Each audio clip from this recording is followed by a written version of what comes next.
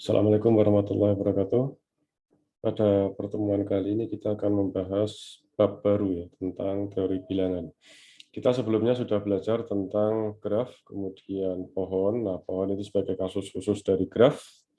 Nah, kita masuk ke channel baru tentang teori bilangan elementer. Ini bagian 1, nanti kita akan bahas yang bagian 2. Untuk yang bagian 1 ini kita akan membahas tentang keterbagian atau divisibility. Dan juga kita akan belajar tentang representasi bilangan dalam basis tertentu ya, katakanlah basis B. Ya, ini adalah beberapa bab yang akan kita bahas. Pertama tentang motivasi lebih ke pengantar saja. Nah, nanti fokus itu adalah terkait dengan divisibility, kemudian bilangan prima, dan bagaimana kita merepresentasikan bilangan bulat dalam suatu basis tertentu, bisa basis biner, hexa, dan sebagainya. Oke, kita mulai tentang ya mengapa perlu belajar teori bilangan. Ini contohnya ya, bahwa teori bilangan ini banyak diterapkan dalam beberapa kajian dalam computer science. Contoh, membangun sebuah algoritma untuk membangkitkan bilangan acak pada komputer. Kalau Anda sudah masuk ke nanti pemrograman ya, apalagi yang terkait dengan AI, atau mungkin ya tidak harus terkait dengan bilangan AI, tidak terkait dengan AI, itu akan banyak akrab nanti dengan pembangkitan bilangan acak. Ya, lebih banyak sih biasanya dalam algoritma yang terkait dengan AI, ya, artificial intelligence. Kemudian cara membangun protokol keamanan. Nah, ini terkait dengan bidang Anda, bidang IT ya. Karena IT ini kan selain IoT, jaringan juga termasuk di dalamnya adalah cyber security ya. Nah, kalau Anda nanti belajar tentang security, sistem security, ini pasti akan sangat akrab dengan masalah teori bilangan.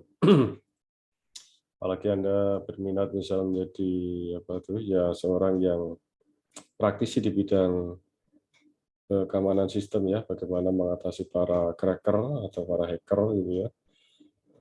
Nah, ini karena sekarang isu tentang cyber security ini termasuk isu yang yang sangat mengemuka pada masa-masa transformasi digital ini. Kemudian cara memformulasikan algoritma yang terkait dengan bilangan bulat, misal kalau Anda nanti membuat algoritma tentang faktor persekutuan terbesar atau kelibatan persekutuan terkecil dan sebagainya. Ya, itu. Tapi mungkin yang lebih banyak terkait dengan bidang IT tentunya ini ya. Ini nanti Anda akan akrab mestinya kalau Anda belajar security pada sistem. Atau Anda juga berminat untuk algoritma di bidang AI, mungkin dalam data mining dan sebagainya. Nah, ini banyak nanti terlibat di sini. Nah, ya ini contoh-contoh saja mungkin saya lewati. Ini contoh beberapa soal dalam SEM, competitive programming.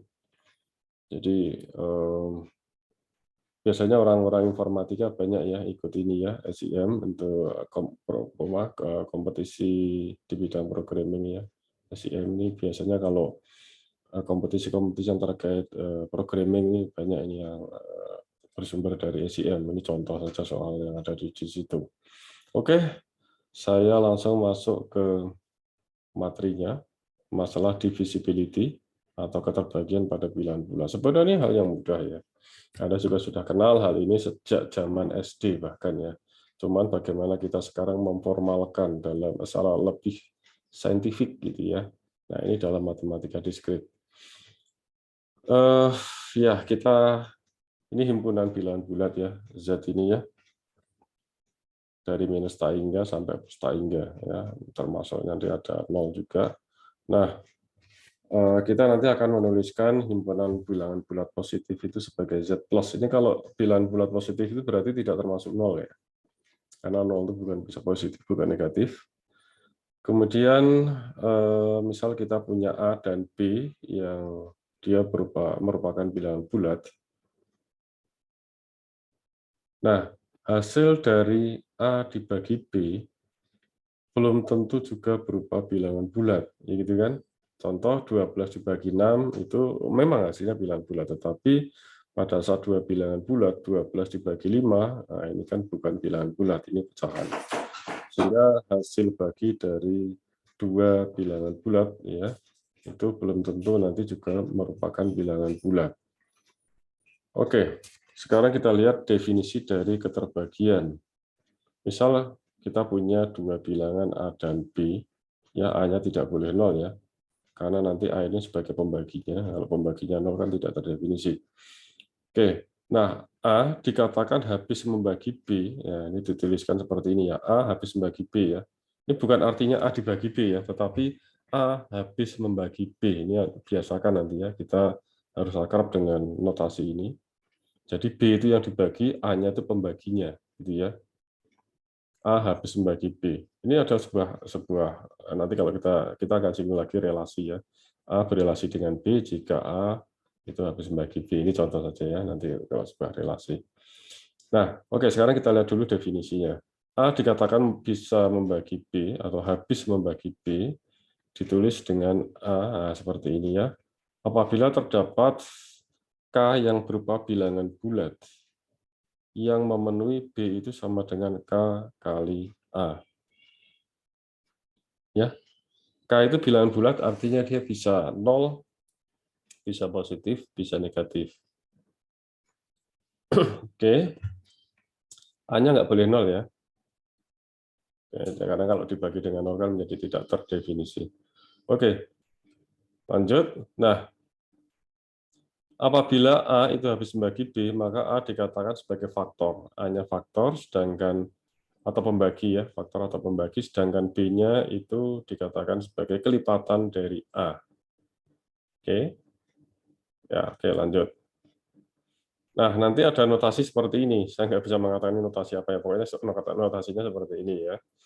Ini berarti artinya A itu tidak habis membagi B. Ya, oke. A tidak habis membagi, notasinya seperti ini, set, ini dicoret. Nah, perhatikan bahwa ini ya, A habis membagi B itu setara dengan formula logika, predikat juga. Kalau dulu Anda belajar logmat ya, logika predikat itu Anda sudah kenal notasi seperti ini ya. Berarti ini ada sebuah K di mana K kali A itu sama dengan B. Gitu kan? Ada K di mana K kali A itu sama dengan B.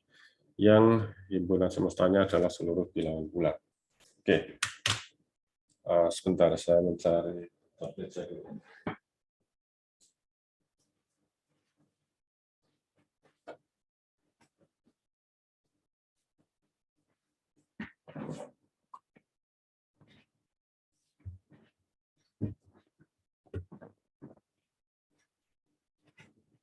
Ya. Oke.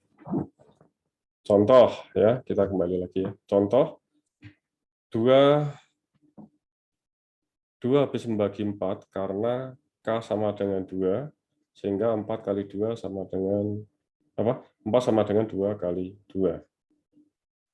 Ya. Jadi ini K-nya. K-nya adalah 2.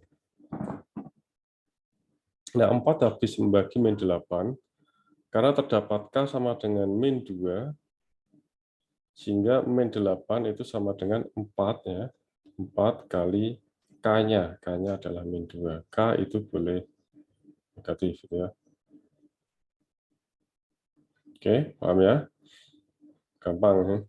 7 habis membagi 0 karena terdapatkah sama dengan 0 sehingga 0 itu sama dengan 7 kali K-nya tadi adalah 0 gitu ya. Oke.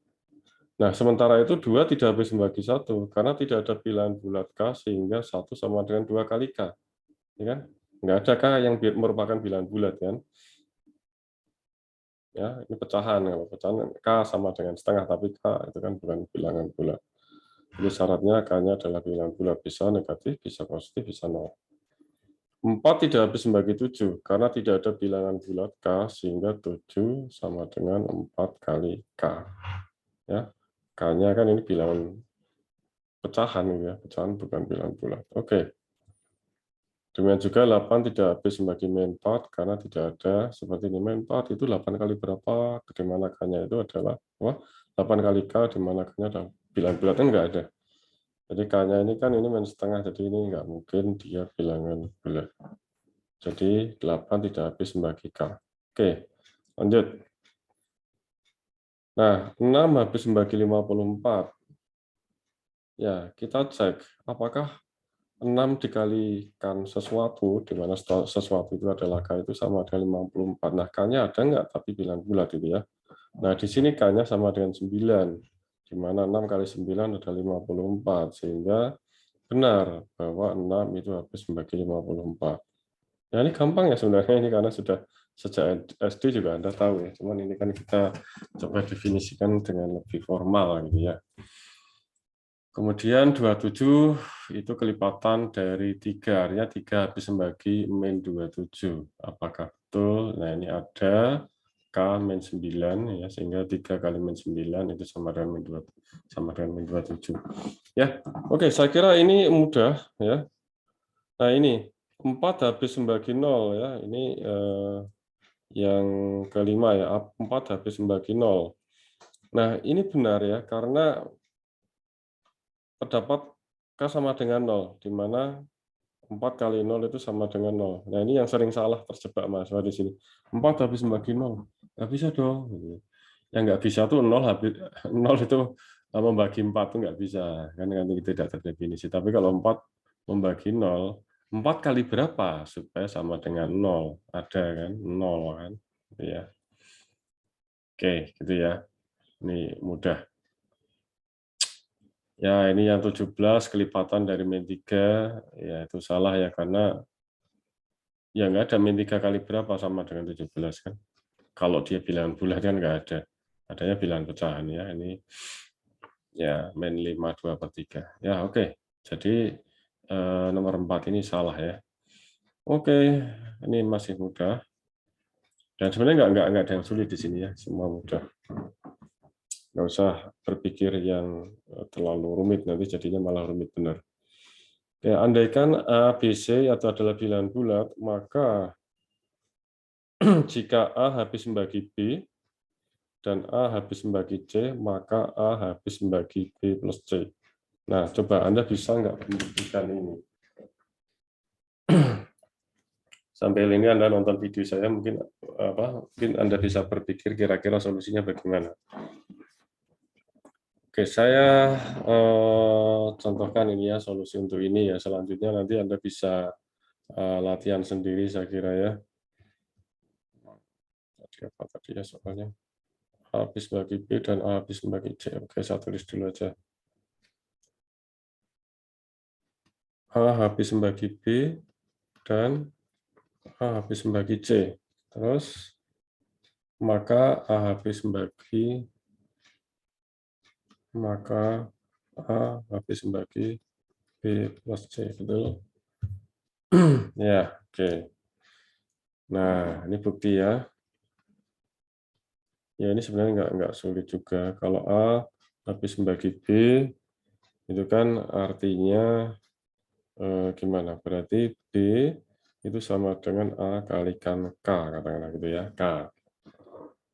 Kalau A habis membagi C, itu berarti C itu sama dengan A kalikan L, katakanlah gitu ya. Ya, biar beda, jangan K lagi, kan ini bilangan yang di atas, atau di mana, pen saya kok hilang. Nah, ini K, kan ini beda dengan L, kan ini adalah ini B dan C ya, biar membedakan, jadi ini K yang satu L. Ya, notasinya bisa apapun. Oke, berarti B plus C itu sama dengan gimana? A, K ya, plus L kan? Ya, alias sama dengan A kali K tambah L. Bilangan bulat ditambah bilangan bulat, hasilnya pasti bilangan bulat. Jelas ya? Jadi K plus L itu pasti elemen bilangan bulat. Sehingga Kalau B plus C itu sama dengan A kalikan K plus L, berarti A habis membagi B plus C, kan gitu. Jadi A habis membagi B plus C. Ya, gampang ya? Ya, kita aja gampang lah. Oke, lanjut ke yang apa ya, contoh apa lagi ini? Saya contohkan ya. Ya harusnya, ya ini gampang juga sih sebenarnya ya. A habis membagi B, A habis membagi BD. Jika A habis membagi B, maka A habis membagi BD ya. Ya, coba ini. A habis membagi B,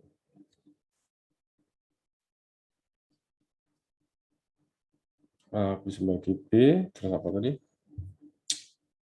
Maka A habis membagi BD. Maka A habis membagi BD. Betul gitu ya. Oke. A habis membagi B, ini kan berarti sama, ini bukti dulu ya. Bukti.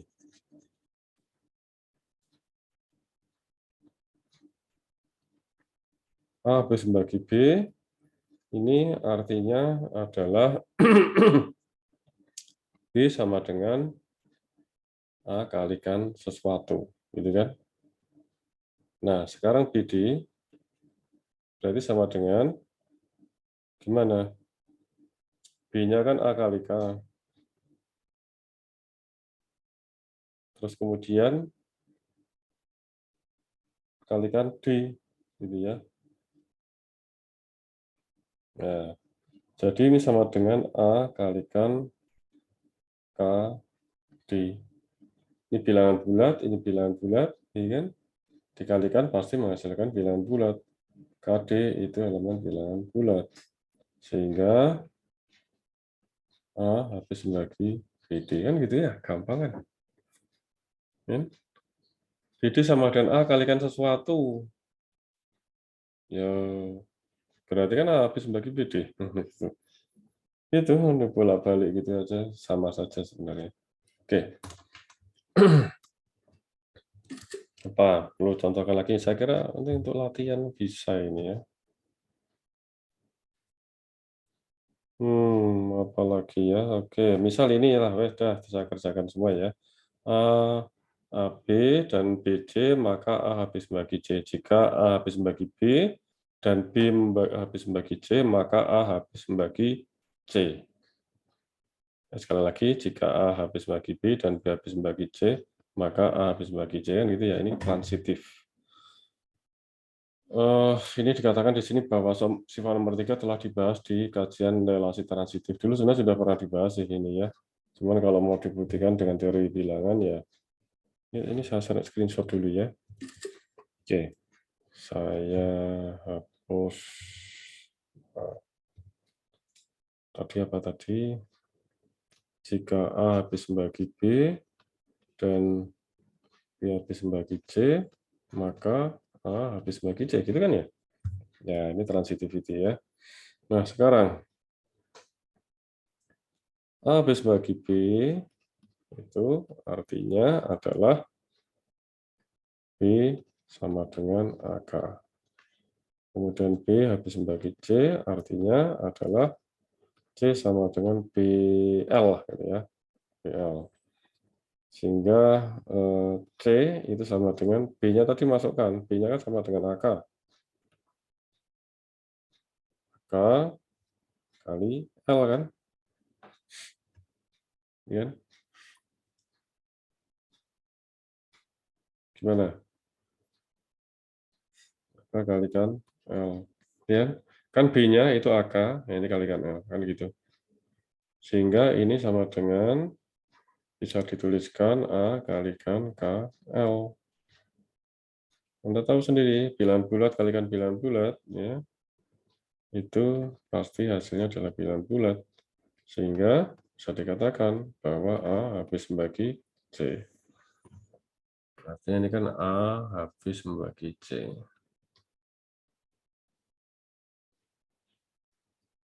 Nah, gitu ya.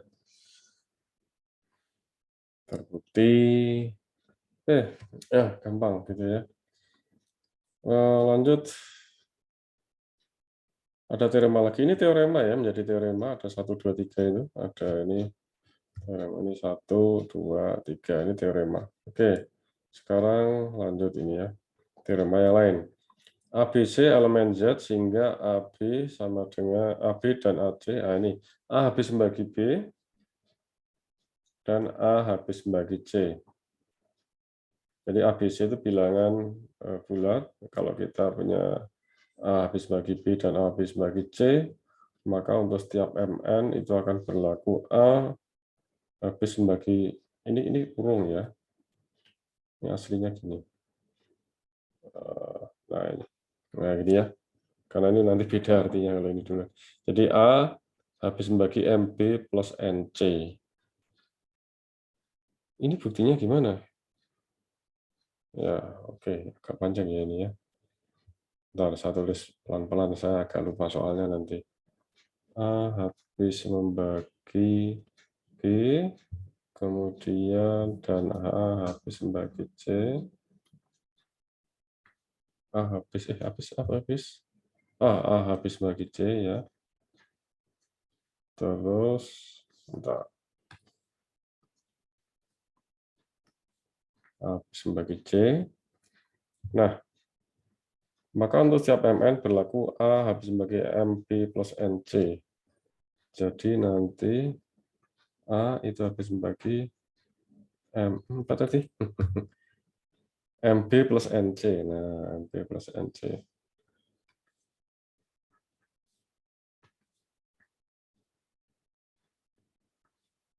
Ya. Oke, kembali lagi seperti kita definisi ya. A habis membagi B, itu artinya B sama dengan A kali K. Nah, gitu kan. Kemudian A habis membagi C, artinya C itu sama dengan A kali L, katakanlah gitu ya. Nah, kita lihat MB. Ini berarti MB itu sama dengan M kalikan B-nya kan sama dengan AK. Nah, gitu. Mak. M AK ya, oke. NC itu sama dengan N kali AL, gitu kan? Ya, C. Nah, sehingga MP plus NC itu sama dengan MAK plus NaL ya. Ini kali ya, ini ya. Ini kali. Biar Anda nyarinya nanti nggak salah dikali maknal. Malah dikira ini MAK plus NaL. Nah, ini kan sama saja kalau kita gini kan berarti MK plus NL. Gitu kan? Ini bilangan bulat tambah ini bilangan bulat, ini pasti nanti hasilnya akan bilangan bulat juga. Itu bilangan bulat. Sehingga kita bisa katakan A habis membagi MB plus MC. Gitu ya. Oke. Gampang lah. Matris itu gampang. Oke, lanjut.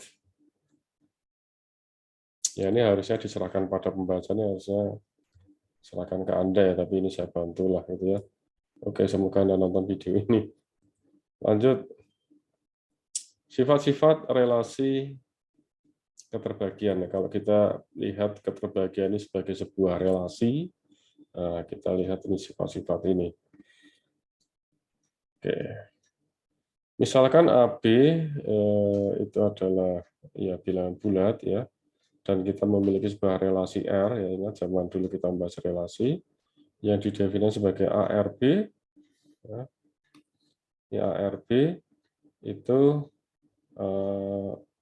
dibacanya adalah, jadi A berrelasi dengan B hanya jika A itu habis membagi B. Jadi relasinya itu artinya gini, kalau misal jika AB elemen R itu artinya bahwa A itu habis membagi B, itu artinya gitu ya, atau ARB itu A habis membagi B. Jadi relasi bersifat refleksif. Nah, Ini sifat yang pertama. Relasi bersifat refleksif. Ingat ya refleksif? Refleksif itu, buka lagi lah dulu ya. Di mana AA itu adalah elemen dari R kan gitu ya. Itu refleksif, jadi dia berrelasi dengan dirinya sendiri gambarannya gitu ya. Jadi untuk semua bilangan bulat ya, untuk semua bilangan bulat ya untuk semua bilangan bulat itu pasti akan berlaku A berrelasi dengan A. Nah, jadi pasti ini refleksif. Coba 2 bagi 2, 3 dibagi 2, min 2 dibagi min 2 gitu ya. Min 5 dibagi min 5, 7 dibagi 7. Pasti habis kan bagi dirinya sendiri. Oke. Kemudian relasi bersifat transitif karena jika A habis membagi B dan B habis membagi C, maka A habis membagi C. Ya, tadi sudah dibuktikan tadi ya bahwa apa itu namanya? Transitif ini kan berlaku tadi ya, di saya tadi yang ini. Nah, ini tadi di sini ya. Sudah dibuktikan di sini. Ini ya. Yang ini. Oke. Atau Anda bisa contohkan sebuah bilangan ya, bisa saja coba. Kalau 2 habis membagi 4 dan 4 habis membagi 12, betul kan? Maka 2 habis membagi 12 kan pasti akan berlaku seperti itu. Ya. Nah, kemudian kalau Anda cek apakah relasi habis membagi itu bersifat simetris ya, relasi habis membagi ini apakah bersifat simetris? Betul nggak? Ingat simetris itu untuk AB ini ya, untuk semua AB akan berlaku A berrelasi dengan B dan B berrelasi dengan A. Jadi kalau AB itu berrelasi, kalau ada AB maka pasti BA itu juga ada gitu ya. B dan B, A itu berrelasi. Nah, apakah betul? Artinya kalau A habis bagi B, pasti B itu habis membagi A. Apakah itu pasti? Jika maka loh ya. Jika A habis membagi B, maka B habis membagi A. Kira-kira betul tidak? Belum tentu kan ya. 2 habis membagi 4, apakah 4 habis membagi 2 kan tidak. Tapi kalau misal bilangannya sama ya bisa kalau A. Karena kalau konteksnya adalah A sama B itu tidak sama ya. Kalau A-nya 1, B-nya 1 ya ini bisa. Tapi kan artinya ini tidak mesti gitu ya. Tidak mesti artinya untuk A dan B sembarang. Kecuali kalau A itu sama dengan B, nanti kembali ke refleksif. Nah, jadi ini tidak berlaku, jadi tidak simetris. Jadi dia adalah relasi refleksif dan transitif. Itu yang refleksif membagi. Oke, lanjut. Teorema pembagian, division theorem. Nah, ini kita akan masuk ke apa yang disebut sebagai mod dulu kalau Anda waktu pengenalan pemrograman atau algoritma pemrograman lah, nama mata kuliahnya bisa macam-macam. Beda prodi bisa beda namanya, intinya sama pengenalan awal pemrograman. Modulus ya, ini kita akan masuk ke sini nanti. Mod dan div ya. Nah, apabila A adalah bilangan bulat dan D bilangan bulat positif, ingat ya ini bilangan bulat positif. Bilangan bulat positif ya. Maka terdapat bilangan-bilangan unik Q dan R sehingga R-nya itu nggak melebihi D ya. Di mana nanti A itu sama dengan DQ plus R. Lah, bingung kan? Nah, nanti Anda harus memegang prinsip ini. Karena kalau kita bicara mod maupun div itu sebenarnya prinsipnya adalah ini kan. A itu sama dengan DQ tambah R. D kali Q ini artinya gitu ya. Di mana nilai D-nya itu harus bilangan bulat positif. Oke, hanya sih bilangan bulat. Ya, ini Q-nya juga bilangan bulat. Nah, di mana R-nya itu syaratnya nggak boleh melebihi D. Nah, nanti Q itu disebut sebagai hasil baginya, R-nya itu adalah sisa. Ini pasti Anda juga sudah dulu mungkin SMA ya, harusnya sudah belajar yang ini. Nah, kalau Q itu hasil bagi ini kalau misal A div D.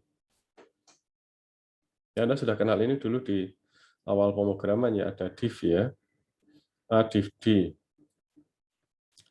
Jadi ini key disebut hasil notasi quotient oleh D ya, dan itu dinotasikan A div D. Jadi kalau misal A bagi D, itu hasilnya adalah key itu berarti nanti hasil dari div.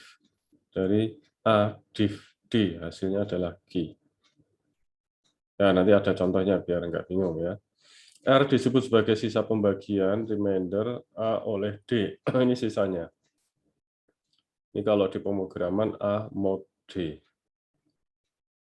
Oke, misal biar ada pegangan, kita lihat contoh.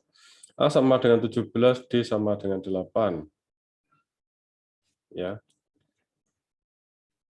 Oke, kalau kita lihat ini ya, ini A-nya 17, D-nya 8, maka Q-nya adalah 2 kan? Karena ini kan gini, karena biar satu dulu semuanya, biar nanti utuh ya. Oke.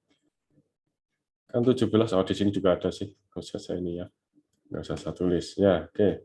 Kan ini berarti 17, A-nya 17 ya, A-nya 17, D-nya itu 8. Berarti 17 sama dengan 8 kali 2, nah 16 tambah 1 kan gitu ya. 17 sama dengan 8 kali 2 tambah 1. Artinya nanti kalau misal 17 div 8 hasilnya adalah 2. 17 mod 8 adalah 1. Gitu kan? Ya, gampang ya. Jika sama dengan 8 dan D17, Q sama dengan 0 dan R. Nah, ini ya. Jadi nanti gini, A8, jadi ini adalah 8. Kalau ini kan tadi 17 dibagi 8 sebenarnya kan. Tapi kan nggak bisa bilang bulat kan hasilnya, ada sisanya. Jadi ini kan 17 sama dengan 8 kali 2 plus 1. Kalau sekedar apa tadi? Untuk habis dibagi, tadi kan sampai sini. Ini kalau 16 ya oke, 16 sama dengan 8 kali 2. Tapi kalau kita sudah bicara ini ya, yang dia belum tentu habis membagi, ya 17 ini sama dengan 8 kali 2. Nah, enggak, karena 17 bukan kelipatan dari 8, tetapi nanti akan ada sisa, yaitu 1. 8 kali 2 plus 1. Kemudian, sekarang 8 dibagi 17. Bagaimana? Oh, itu nggak habis membagi. Ini bukan masalah habis membagi atau tidak, tapi kita bicara ada sisa nanti di sini. 8 itu sama dengan 17 kalikan 0 plus 8. Betul kan? Jadi kalau misal 8 mod 17, itu hasilnya adalah 0. Maaf kok mod. 8 div 17 itu hasilnya adalah 0. Dan kalau 8 mod 17 hasilnya adalah 8-nya. Ya, paham ya? Ya, ini kalau kita bicara bahasa pemrograman tadi ya, mod, sisa pembagian A terhadap D, remainder atau A mod D selalu non negatif. Jadi D-nya sisa pembagian R-nya tadi ya, R-nya itu dia harus di atas 0, 0 ke atas ya, nggak boleh negatif. Sisanya ini R-nya ini aturannya nggak boleh negatif, ingat itu ya. Sisa jadi ini ya, remindernya itu nggak boleh kurang dari 0, nggak boleh negatif. Itu aturannya. Ya, jadi selalu non negatif. Sebuah bahasa pemrograman dapat memiliki lebih dari satu operator aritmatika modular. Kalau kita prolog itu biasanya pakai mod ya. Kalau yang modul tadi basic juga ini pakai mod. Termasuk Pascal juga pakai mod. Kemudian kalau apa namanya? Ini yang sisa ya, mod itu yang sisa. Kalau div tadi kan yang hasil bagi, tapi hasil bagi yang bilangan bulatnya. Nah, kalau mod itu adalah sisa. Kalau Anda pakai Pascal ya biasanya pakai mod juga sih. Tapi yang lain juga pakai itu, pakai mod Prolog, Basic, Maple, Matematika. Mungkin Anda pakai Excel atau SQL, atau di SQL ya, misal di database juga sama pakai mod. Nah, kalau di C, C++, Java, Python itu pakai persen, karena dasarnya adalah bahasa C sebenarnya. Java dan Python kan dasarnya C. C itu biasanya pakai persen untuk menyatakan mod, ya modulus.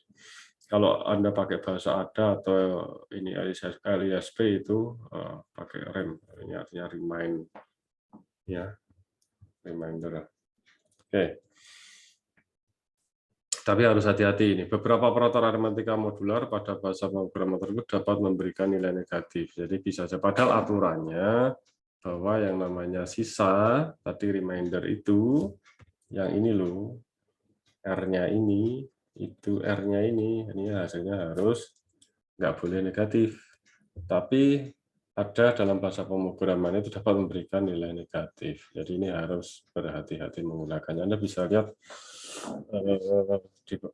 Anda bisa ngecek di mana bahasa pemrograman yang mana hasil dari ini modulus atau persen ini dapat menghasilkan negatif. Jadi harus hati-hati. Bisa ditambahkan kondisi kalau memang dia bisa nilainya negatif, ya. Kondisi pakai event tertentu. Oke, latihan. Nah, ini gampang sih sebenarnya. 11 div 3. Berapa? Ya gampang kan. Ini artinya 11 dibagi 3. Ya 3 kan? Nah, 3. Cuman ada sisa 2. Karena 3 kali 3 itu 9 tambah 2 kan 11. Ya, akibatnya nanti 11 div 3 itu sama dengan 3 ini. Sedangkan 11 mod 3 itu hasilnya adalah 2. Sisanya yang ini. Ya. Terus kalau min 11 div 3, nah ini hati-hati kadang-kadang kalau minus itu nggak sering terkecoh ya. Mahasiswa biasanya terkecoh kalau misalnya ada soal latihan ataupun nanti di UAS itu muncul minus di sini ya. Minus 11 div 3. Nah oke, minus 11 div 3 ini berarti kan 3 kalikan min 4, berarti min 12 tambah 1. Ingat ini nggak boleh negatif. Yang di sini nggak boleh negatif. Ya. Jadi hasilnya dari div gitu ya. Min 11 div 3 itu berarti min 4 hasilnya, dan min 11 mod 3 itu hasilnya adalah 1. Nah, ingat bahwa ini bisa saja seperti ini. Min 11 sama dengan 3 kali min 3 plus min 2. Bisa saja kan? Karena min 9 tambah min 2. Tetapi kan nggak boleh di sini negatif, gitu ya. Nah, sehingga pasti nanti akan bentuknya seperti ini. Ini nggak boleh negatif, sisanya. Jadi min 11 mod 3 itu sama dengan min 2 itu tidak benar. Karena sisa pembagian yang di sini ini nggak boleh negatif. Jadi harus non negatif. Oke, gitu ya. Lanjut. Latihan lagi. Ini beberapa saya skip ya, karena ini kan sebenarnya mudah aja sebenarnya. 22 div 3. Ya, berapa kalikan 3 yang terdekat dengan 22. Gampangnya kan gitu kan. 7, 21 kan. Tapi nanti plus 1. Ya, ini gampang lah gitu ya. Nah, min 22 yang hati-hati itu adalah yang minus seperti ini. Ya, 3 kalikan min 8, 24. Kalau 3 kali min 7 masih min 21. Nggak bisa, jadi harus yang ini, nanti tinggal ditambahkan yang positif, maksudnya gitu, nanti prinsipnya gitu ya. Jadi harus yang bilangannya melebihi ini, tapi kalau kita tutup negatifnya, cari berapa kali berapa yang paling mendekati ini, tapi melebihi bilangan ini kalau kita tutup negatifnya, gampangnya gitu. Kalau 7 kali 3 masih 21, 8 kali 3 24, oh berarti min 8. Nah itu ya, sehingga ini min 24 tambah berapa supaya sama dengan min 22, berarti tambah 2. Nah gitu ya. Jadi ini 22, min 22 div 3 itu adalah min 8, min 22 mod 3 adalah 2. Ya. Sampai sini ya. Oke, yang lain-lain saya kira ini mudah ya. Ini apa ini? Habis dibagi oleh D. Misalkan A itu bilangan bulat, A habis dibagi oleh D. Ya, ini bilangan bulat, atau dan perkataan lain DA jika A mod B sama dengan 0. Nah, gitu. Jadi ini kalau misalnya berguna kalau di pemrograman ya. Ini biasanya dulu pada saat biasanya di pemrograman itu dilibatkan ini untuk menguji bilangan ganjil dan genap, kan ingat ya itu ya. Biasanya di awal-awal kuliah pemrograman itu akan dikenalkan untuk menguji bilangan ganjil dan positif ya. Biasanya seperti itu ya. Ini contoh kalau bilangan genap kan berarti habis dibagi 2 gitu ya. Artinya kalau dia memang genap berarti bilangan itu dibagi atau mod 2, bilangan itu mod 2 itu pasti sisanya 0, artinya habis dibagi 2. Kalau sisanya 0 itu kan berarti habis dibagi kan. Ini habis dibagi kan. Jadi kalau A habis dibagi oleh D itu pasti A mod D-nya itu sama dengan 0. Ya, oke, gitu ya. Oke, sekarang kita ke bilangan prima. Saya kira bilangan prima Anda sudah kenal sejak bahkan SD ya. Ya, tapi kita bahas secara lebih saintifik lagi. Karena nanti juga Anda harus bisa memprogram juga bagaimana mencari pilihan prima, atau nanti kalau biasanya pilihan prima itu untuk apa sih? Itu nanti kalau Anda security ya, apa tuh Anda menjadi praktisi di security system ya, sistem security ya, pasti nanti juga akan sering membahas tentang pilihan prima, kriptografi gitu ya. Ya, yang terkait dengan hacker dan segala macam itu pasti akan akrab atau enkripsi bilangnya. Kan sering ya bahwa aplikasi chat itu dijamin keamanannya karena dienkripsi ya. Nah, itu biasanya nanti akan melibatkan ini ya, algoritma bilangan prima ini. Oke, suatu bilangan bulat positif P ya, lebih besar dari 1 ya. Kita bahas yang lebih besar dari 1 ya. Ini disebut bilangan prima jika tepat memiliki 2 pembagi positif 1 dan P. Artinya pembagi itu kan faktor. Ya. Kalau bahasa di SD kan kalau tepat mempunyai 2 faktor bilangan 1 dan dia sendiri kan gitu ya. Ini kalau karena kita habis membahas tentang divisibility atau keterbagian ya berarti faktor itu dilihat sebagai pembagi gitu ya. Jadi apabila tepat memiliki 2 pembagi positif yaitu 1 dan bilangan itu sendiri. Bilangan bulat positif yang lebih kecil dari 1 dan bukan bilangan prima disebut sebagai komposit. Ya, ingat nanti ada istilah komposit itu berarti lawannya prima gitu ya. Ini untuk di atas 1 ya, yang kita bahas sekarang adalah untuk bilangan yang lebih besar dari 1. Prima juga kita bahas yang untuk yang lebih besar dari 1. Ya. Jadi kalau bukan prima itu disebut sebagai komposit. Ya, tapi di atas 1 ya. Dalam kata lain, bilangan bulat positif adalah bilangan prima jika hanya 3 tidak habis dibagi dengan bilangan positif apapun. Jadi nggak habis dibagi bilangan positif apapun kecuali 1 dan dirinya sendiri. Oke, jelas saya kira itu ya. Anda sudah tahu itu sejak SD. Sekarang, bagaimana kita menguji apakah suatu bilangan itu prima atau tidak? Diberikan suatu bilangan bulat positif N, berikan sebuah algoritma untuk menentukan N itu prima atau bukan. Ya, kalau ada bilangan N, katakanlah, diuji bagaimana menguji kita tahu bahwa N itu bilangan prima atau bukan. Karena N itu prima jika itu K-nya 2 itu artinya jika ya 2 arah ya. Jika maka tapi 2 arah. Kan tadi bilangan prima itu kalau bilangnya adalah N itu berarti faktornya itu N dan 1. Hanya 1 dan N saja. Maka kita dapat membagi N dengan semua bilangan antara 2 sampai N-1 ini untuk menguji.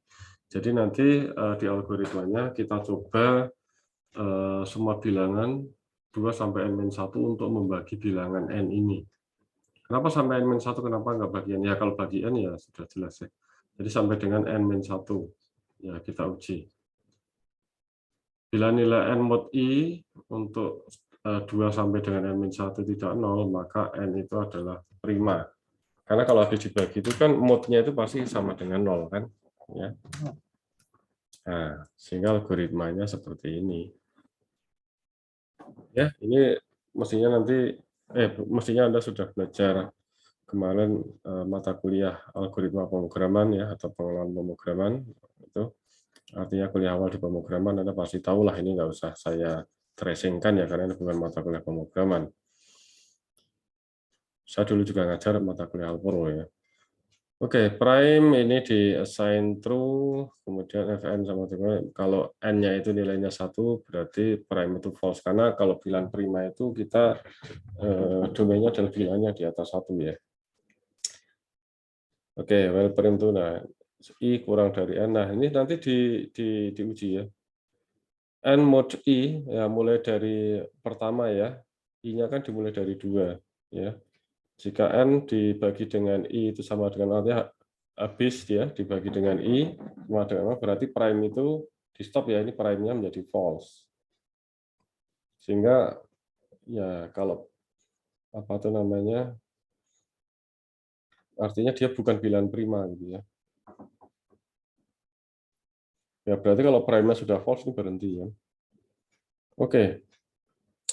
Kalau misal ini masih apa tuh namanya? Masih tidak nol berarti I-nya nambah. Artinya masih apa artinya belum habis dibagi berarti I-nya nambah lagi, diuji untuk I yang lain, diuji lagi seterusnya gitu ya. Sampai nanti I-nya itu kurang dari artinya I-nya sama dengan N ya. Keadaan berakhirnya kalau I-nya sudah sama dengan N kan. Karena I-nya kan nambah 1. Nanti kalau I sudah sama dengan N berarti ini sudah false sehingga iterasi ini akan berhenti. Jadi dia akan coba dibagi terus mulai dari 2 sampai dengan N-1. Kalau di tengah jalan ternyata dia habis dibagi, mode-nya sama dengan 0, berarti dia bukan bilangan prima dan iterasi berhenti. Oke, seperti itu ya. Nah, kalau kita bicara tentang efisiensi, sebenarnya ini kalau Anda nanti belajar analisis kompleksitas algoritma ya, ini dikatakan tidak efisien karena ada worst case ya. Jadi ada kalau kompleksitas algoritma itu berarti kita bicara ada best case, ada worst case gitu ya. Nah, kasus terburuknya itu iterasi yang diperlukan untuk pemeriksaan itu adalah sebanyak N-1 iterasi. Ya kan, karena tadi 2, terusnya ya, sampai dengan I-nya itu sama dengan N. Jadi ada N-1 iterasi. Nah, sementara kalau untuk mempercepat uji primalitas, kita akan meninjau beberapa teorema terlebih dulu. Jadi bisa nggak kurang dari N-1 iterasi ini? Bisa. Jadi kalau N-nya 1 juta, ya nanti berarti iterasinya kan sekitar mendekati 1 juta kan, kalau seperti ini. Ya 1 juta min 1 iterasi. Nah ini menjadi tidak efisien. Kalau bilangannya sekian miliar segala macam, iterasinya sebanyak ini. Oke, sekarang kita akan lihat dulu beberapa teorema yang terkait dengan bilangan prima. Oke, teorema dasar aritmetika. Setiap bilangan bulat positif dapat ditulis secara unik tunggal sebagai sebuah bilangan prima.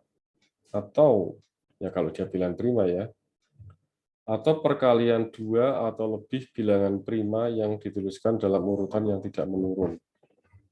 Jadi sebenarnya bilangan yang nggak prima itu bisa dituliskan dalam bentuk perkalian bilangan non prima.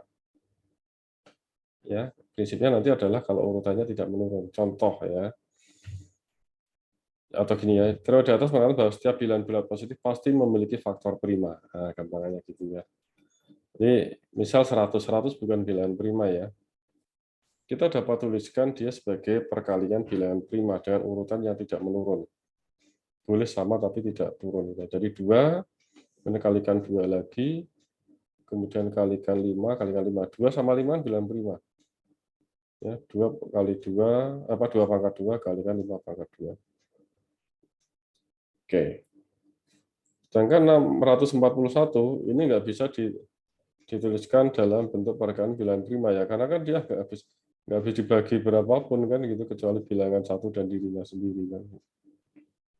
Ya, oke. Terus kalau 9, jadi kan bilangan positif dapat dituliskan sebagai sebuah bilangan prima. Nah, ini kan memang kalau memang dia bilangan prima, kalau dia tidak bilangan prima bisa perkalian dari sekian bilangan prima, gitu ya. 999 itu bukan bilangan prima, ini dapat dinyatakan sebagai perkalian dari beberapa bilangan prima. Bentar. Kok mati? Ah, oke. 3 kali 3 kali 3 kali 37. Ya, seperti ini. 37 bilangan prima juga kan. 1024 bukan bilangan prima, tapi dia dapat dituliskan dalam bentuk 2 kali 2 kali 2 kali 2, 10 kali gitu ya. Iya. Ya, 2 pangkat 10.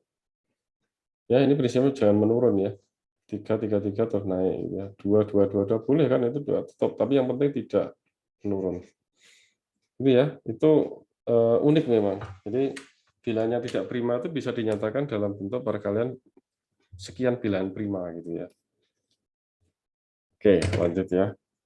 Mungkin Anda baru tahu jangan-jangan ya. Ya, karena berkat Anda belajar madis ya.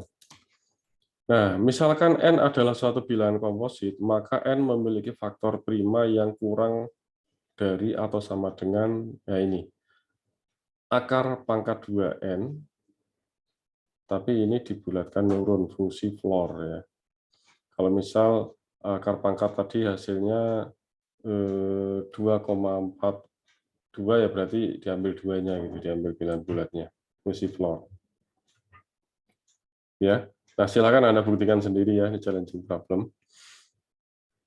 Nah, sehingga kita dapat memperbaiki algoritma tadi, kan gini, berdasarkan ini kan, kalau dia bilang komposit, komposit itu artinya bukan prima ya, maka N memiliki faktor prima kurang dari atau sama dengan akar N. Ya kan? Faktor primanya itu pasti kurang dari sama dengan akar N, sehingga algoritma tadi dapat diperbaiki, tidak I kurang dari N, tetapi I kurang dari sama dengan akar dari N diberi fungsi floor, itu ya, dibulatkan ke bawah. Gitu. Jadi ini sama N kan lebih, kalau tadi kan I kurang dari N, ya kan? Berarti iterasinya kan N-1. Kalau ini kan iterasinya ini akar N, sebenarnya akar N. Ya kan lebih kecil ya, N dengan akar N kan lebih gede N, pasti kan? Nah, sehingga ini sama, yang di sininya sama. Ini sudah pasti bahwa nggak harus kita iterasinya itu sampai dengan N. Cukup sampai dengan akar N. Kenapa? Karena teorema ini tadi, faktor primanya itu nggak mungkin melebihi akar N. Ya. Nah, gitu. Ini perbaikannya. Ya, ini yang lainnya sama. Ya, gitu ya. Dalam kasus terburuk, algoritma supremalitas paling banyak memerlukan akar N-1 iterasi. Kalau tadi kan N-1 iterasi. Jelas ini lebih efisien. Karena iterasi lebih sedikit. Oke. Oke, lanjut. Periksa apakah bilangan-bilangan berikut prima atau komposit. Jika komposit, tuliskan faktor primanya. Ya, silakan Anda bisa untuk latihan. Atau nilai dari di sini ya 101 komposit, karena ini sebenarnya bisa ini ya. Kita bisa mengujinya dengan cara ini ya. Kalau misalnya nggak pakai algoritma ya. Andai kan 101 itu komposit, ya kita cek ini, ngecek 101 itu komposit atau prima atau bukan lah gampangnya. Kalau kompositornya bukan prima. Karena akar 101 sama dengan 10, maka faktor-faktor prima yang mungkin dari 101 adalah 2357. Oke. Akan tetapi karena keempat bilangan tersebut tidak ada yang habis sebagai 101, maka 101 pasti prima. Tadi kan gini, kalau dia bilang komposit, itu memiliki faktor prima yang kurang dari sama dengan akar N. Kalau 101, berarti faktor primanya itu kurang dari sama dengan akar dari 101 kan. Akar 101 tapi kalau dibulatkan ke bawah itu kan 10. Nah, berarti kalau kita jalankan algoritma tadi ya, itu berarti kalau 10 berarti nilainya kan pasti kurang dari 10 kan gitu ya. Ini 2, 3, 5, 7. Nah, kalau kita nggak akan melebihi ini nanti. Iterasinya nggak akan melebihi, karena maksimal, ya ini kan nggak akan lebih dari 10 kan. Ini kan. Kalian kan kurang dari atau sama dengan akar N. Dikasih fungsi floor. Kalau 101, ini nanti hasilnya 10. Sehingga iterasinya itu kan maksimal 10. Sehingga nanti yang akan jalan, nilai I-nya itu adalah 2357 untuk faktor primanya. Sementara kalau dibagi 2, 3, 5, 7 itu nggak habis kan, ini nggak apa tuh, dibagi 2 nggak bisa, bagi 3 nggak bisa, bagi 5 nggak bisa, bagi 7 nggak bisa. Ya pasti ini prima. Karena nggak akan melebihi nanti, 11 kalau dicoba 12, 13. Dia nggak akan melebihi dari akar dari 101. Ya, maka 101 pasti prima. 7007, ini akarnya itu adalah 83 ya, ini di belakang bawah. Maka faktor dari yang mungkin 77 itu tidak lebih dari 83. Oke, karena iterasinya tadi kan apa itu namanya maksimal ya ada di 83 kan I-nya nambah 111 dari 2 kan gitu ya. Sehingga ini contoh ini 7007 itu 7 kali 1001. Nah, bisa dibagi 7. Sementara nanti 1001 ya ini berarti 7 kali 143. 143 sekarang dibagi lagi bisa apa? Difaktorkan lagi 11 kali 13. Kan ini apa itu namanya? Pemfaktorannya ya. Pertama 7, bagi 7 lagi bisa 143 dibagi 11, berarti kalikan 13. Jadi nanti 7007 itu 7 kuadrat kali 11, jadi 7 kali 7 kali 11 kali 13. Jadi kalau bilangan komposit itu pasti dapat dinyatakan dalam perkalian bilangan prima. Dengan cara yang tidak turun ya, jadi dari 7, kemudian nanti ini dibagi yang minimal 7 lagi, jangan turun. Oh, terus dibagi 3, jangan. Jadi 7, kalau sudah sampai 7, pertama dibagi 3 kan nggak bisa, bagi 5 nggak bisa. Oke, bagi 7, oh ternyata bisa. Nah, sisanya nanti bagi 7 lagi bisa nggak? Jangan turun lagi, terus 5. Mulai dari 7, kalau tadi sudah sampai 7. 7, oh 143. 143 bagi 7 nggak bisa, naik 11. Nah, terus, nah gitu ya.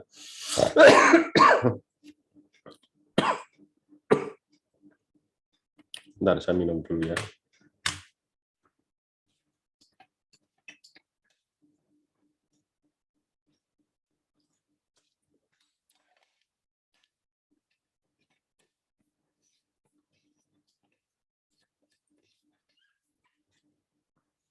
Oke, lanjut. Buatlah sebuah program dalam C, C++. Nah, ini silakan ya, challenging problem silakan Anda buat sendiri untuk PR. Kemudian atau untuk latihan lah ini, bukan PR ya, untuk latihan. Nah, sekarang bagaimana representasi bilangan bulat dalam sebuah basis tertentu? Oke, dalam kehidupan sehari-hari manusia hampir selalu memakai sistem bilangan basis 10. Oke, kita dalam keseharian itu kan kita sudah biasa memakai basis sistem bilangan 10 ya. Ini kan 1, 2, 3, 4, 5, 10. Nah, nanti 11, 12 kelipatan 10 lagi 20. Nanti kembali lagi untuk setiap basis 10. Nah, sebenarnya untuk kenapa kita bisa sebut ini basis 10? Karena sebenarnya bisa kita nyatakan katakanlah kalau bilangan 965. Ini dapat ditulis ini 9, ini ya kita ini 9, 6, 5 dan 965. Nah, ini perkalian dengan 10 pangkat sesuatu kan basis 10 seperti itu ya. Jadi kalau ini ada 3 bilangan berarti maksimal pangkatnya 2. Jadi 9 kali 10 pangkat 2, 6 kali 10 pangkat 1 pangkatnya menurun ya. 10 sampai 10 pangkat 0. Sampai terakhir pangkatnya 0. Jadi kalau ada 3 bilangan ya ini mulai dari pangkat 0, pangkat 1, pangkat 2 nanti. Kan gitu ya. Nah, sementara dalam computer science, kita sering dihadapkan pada konversi bilangan 10 ke basis yang lain. Bisa basis 2, karena ya komputernya sebenarnya pada dasarnya biner ya, kalau kita bicara ini ya, arsitektur komputer itu kan. Itu kan sebenarnya basisnya 2, 0 dan 1 kan gitu ya. Ada juga yang basis 8, kalau kita bicara nanti security system ya, ini ada basis 8, ada yang basis 16. Ya sebenarnya arsitektur ya, ini lebih ke arsitektur juga. Kadang bisa muncul basis 8, bisa muncul basis 16. Kalau di komputer biasanya ini ya muncul basis 2, basis 8, sama basis 16. Ini kalau kita sudah bicara ini ya, lebih ke mendalam ke hardware-nya, apalagi Anda IT gitu kan. Ya, Anda pasti akan ketemu basis 2, basis 8, basis 16. Selain itu, kalau Anda belajar kriptografi, security system juga pasti akan bicara tentang basis juga, basis bilangan. Bilangan basis berapa gitu. Oke, lanjut. Teorema ya. Untuk B lebih besar dari 1 adalah bilangan bulat. Apabila N adalah bilangan bulat positif, maka N dapat dinyatakan secara tunggal dalam bentuk ya N sama dengan, nah ya, ini basis B ya. Kalau apa itu namanya, dalam satu basis B tertentu, di mana B-nya itu lebih besar dari 1, pasti dapat dinyatakan seperti ini ya. A maka ini kalikan ya K-1, ini B pangkat K-1, dan seterusnya sampai dengan ya nanti A0, karena ini sebenarnya adalah kali B juga, tapi B pangkat 0 sebenarnya, karena B pangkat 1, B pangkat 0. Ya, contohnya gini aja, mungkin langsung dengan contoh aja ya. Oke, kita lakukan ekspansi N ya dalam basis B. Jadi dinyatakan dalam seperti ini ya. Sebagai contoh, misal kita punya N-nya adalah bilangan 245. Ini basisnya 8 ya. Kalau misalnya basis 8 245 tapi basis 8 ya. Nah, ini menyatakan bilangan berapa dalam basis 10. Nah, ini kan ini saya 0 1 2. Nah, kemarin kan gitu. Berarti ini kan 2, ini 4, ini 5 kan, 245 kan. Nah, dimulai dari ini 0 1 2, berarti mulai dari pangkatnya 2 gitu. Kalau dia basisnya 8 berarti nanti selalu perkaliannya adalah 8. Sini sebenarnya 8 pangkat 2, 8 pangkat 1 kali 8 pangkat 0 sebenarnya. 8 pangkat 0 itu kan 1 kan. Ya. Jadi 2 kali 16 plus 4 kali 8 itu 32 tambah 5 sampai 165 kalau basisnya 10. Nah, secara umum subskrip 10 pada ekspansi bilangan. Nah, kalau basis 10 itu ya nggak perlu ada ekspansi karena ini sudah umum digunakan ya. Karena memang biasanya kita berada di ya dalam seharian kita pakai basis 10. Sehingga jarang ada bilangan misal 245 basis 10. Ya enggak, karena sudah umum kita ya, ini biasa kita tuliskan 245 aja karena secara umum kita menggunakan basis 10. Nah, dalam heksadesimal basis 16 ya. Simbolnya gini nanti. 0 1 2 3 4 5 6 7 8 9. Nah, enggak ada yang 2 digit. Jadi nanti notasinya mulai dari huruf A besar itu ya. Ini 10, ini mewakili 10. Ya, ini 11, 12 dan seterusnya. 13, 14, ini 15. 10, 11, 12, 13, 14, 15 ya. Katanya 16 ya kan dimulai dari 0. Ya. Nah, A sampai dengan F ini mewakili bilangan 10 sampai dengan 15 dalam basis 10. Ya, gitu ya. Ini kalau basis 10-nya. Oke. Sekarang kita ya.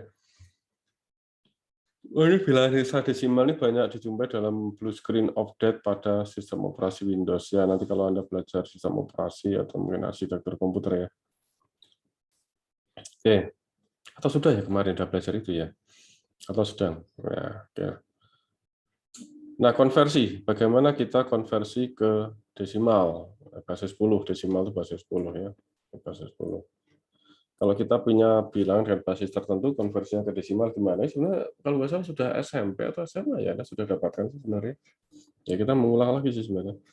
Ini kita punya seperti ini, kalau ini basisnya 2, bagaimana konversi ke 10? Ya sebenarnya kemarin ini kan bilangnya gini ya, 1, 2, 3, 4, 5, 6, 7, 8, 9. Berarti nanti Anda mulai dari, ini basisnya 2, berarti dimulai dari 2 pangkat 8 ya, jadi gini. Mulai dari 2 pangkat 8. Ini 1, 0, ini ikuti aja ini. 1, 0, 1, 0, 1, 0, ikuti yang ada di sini. Nah, ini dimulai dengan 2 kali, kalau di sini tadi ada 9, Anda itu ada 9 digit, berarti kurangi 1, prinsipnya gitu. 2 pangkat 8, 2 pangkat 7, sampai nanti 2 pangkat 0. Dijumlahkan semua 351. 7016 kalau basisnya 8, ini 1, 2, 3, 4, ada 4 bilangan, berarti dimulai dengan 8 pangkat 3 gitu ya. 7 kali 8 pangkat 3 ya. Nah, ya. Dan seterusnya nanti kalau dijumlahkan 3598. Oke, kalau seperti ini basis 16. Nah, ini basis 16 itu harus hati-hati, ini saya juga nggak hafal nih. A itu 10 ya. Oke, ini 1, 2, 3, 4, 5. Karena ini 5 berarti kurangi 1, 4, berarti dimulai dari 16 pangkat 4. Ini selalu karena 16, ini basis 16. Nah, A itu 10 ya. A itu 10 kan tadinya. Nah, ini A10 ya. E 14 gitu ya. 0 ya 0. Nah, B itu 11 kan tadi ya. Yang urut-urutan yang ini tadi. Nah, ini yang ini. Anda ingat-ingat aja ini. Oke. Ini temunya ini kalau desimal terbasis 10. Oke, lanjut. Nah, sekarang ini kan konversi ke apa tuh namanya desimal ya. Ini sebenarnya apa tuh namanya? Ini sebentar, ini saya lihat ini salah ketik ini sebenarnya. Ini bukan konversi ke desimal, tetapi kalian kan konversi ke desimal. Kalau ini konversi, oh ya, ini betul konversi dari sistem desimal. Kalau ini kan konversi ke desimal. Kalau ini dari desimal, nah betul. Saya kira tadi ini ke desimal lagi. Nah, berarti dari basis tertentu, dari sistem desimal ke basis yang lain, ya, yang bukan basis 10. Itu bagaimana? Sebenarnya sih ini juga sudah Anda pelajari mungkin sejak SMP atau SMA ya. Jadi prinsipnya sih gini. Ini kalau seperti yang Anda dulu sudah pelajari itu, ini saya ada screenshot belum ya? Nah, kan dulu Anda sudah belajar ini ya. Kalau misal berapa ya, misal 100 gitu ya. Misal 100 itu nanti kalau ini kan desimal ya, basis 10. Kalau ke basis 2 ke biner seperti apa kan? Dulu kan 2, Anda bagi 2, oh ini 50 kan gitu ya. 50 bagi 2. Oh ini sebentar, ini sisanya adalah 0 ya. Nah, ini 100 dibagi 2, oh itu 50, sisanya 0. 50 bagi 2, 25, sisanya 0. 25 bagi 2, itu berapa? 12, sisanya 1 kan itu. Ya dulu Anda sudah belajar ini ya. Kemudian 12 bagi 2, 6, sisanya 0. 6 bagi 2, apa itu namanya? Ini 3, ini sisanya 0. 3 bagi 2, berarti 1, ini sisanya 1. Kemudian 1 dibagi 2, itu 0, sisanya 1. Kan gitu. Dulu harus sudah belajar ini. Jadi nanti berarti 100 itu adalah 11, jadi 100 itu sama dengan 1100100100 basis 2. Dulu saya kira Anda sudah pernah belajar ini. Prinsipnya sama. Jadi bagaimana konversi dari desimal ke suatu basis tertentu. Nanti ini pasti dibagi dengan basisnya. Seterusnya gitu ya, seterusnya ini nanti yang di register catat adalah sisa remind dari pembagian sampai nanti dalam kondisi tertentu ini hasil baginya adalah 0 di sini ya. Div-nya adalah 0. Kondisi berhentinya pada saat div-nya sama dengan 0. Nah, nanti yang dicatat adalah remind-nya, sisanya. Hasil dari mode-nya. Kalau ini kondisi terakhirnya adalah kalau div-nya sama dengan 0. Ya, kalau di sini ya intinya gini ya. Kalau dirumuskan ya, nah ini kan tadi sebagai perkalian terus ada sisanya gitu ya. Dan seterusnya gitu ya. Karena ini kalau basis B ya berarti nanti dibagi dengan B-nya kan gitu. Dan seterusnya sampai nanti berhentinya itu mana ini? Sehingga nah ini. Sehingga hasil baginya itu adalah 0. Hasil bagi div ya. Div-nya itu 0. Ya, Q-nya ini, QR ini sama dengan 0. Ya ini tadi. Sampai dia ini sudah sama. Ini kondisi terminate. Ini adalah kondisi terminate. Kondisi terminasi ya. Nah, gitu sih sebenarnya prinsipnya sama aja seperti itu yang sudah Anda pelajari sejak SMP saya kira. SMP tadi. Ya. Sehingga kalau kita basis 8 ya sebenarnya kan ini kita nulisnya bisa seperti tadi ya, seperti tadi atau mau dituliskan cara formal seperti ini kalau saya tadi kan dengan cara tree seperti itu ya. 1, 2, 3, 4, 5. Representasi oktalnya seperti apa ya? Berarti nanti selalu dibagi 8. Oh, 8 hasil baginya adalah 153, 1543 sisa 1. Sekarang 1543. Oh, dibagi 8 lagi ya, 192 sisanya 7. Dan seterusnya gitu ya, dan seterusnya. Terusnya sampai nanti di sini 24 dibagi 8 adalah 3. Nah, 3 sisanya 0 ya.